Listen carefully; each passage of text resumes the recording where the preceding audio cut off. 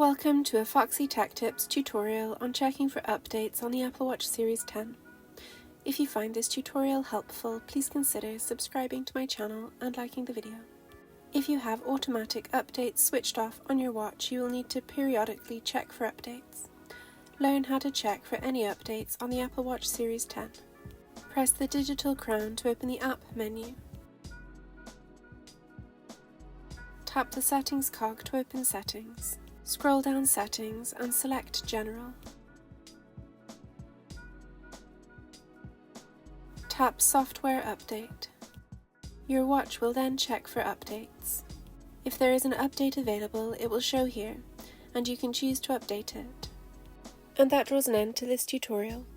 Please like the video if you found it helpful and subscribe to Foxy Tech Tips for more Apple Watch tips and tricks.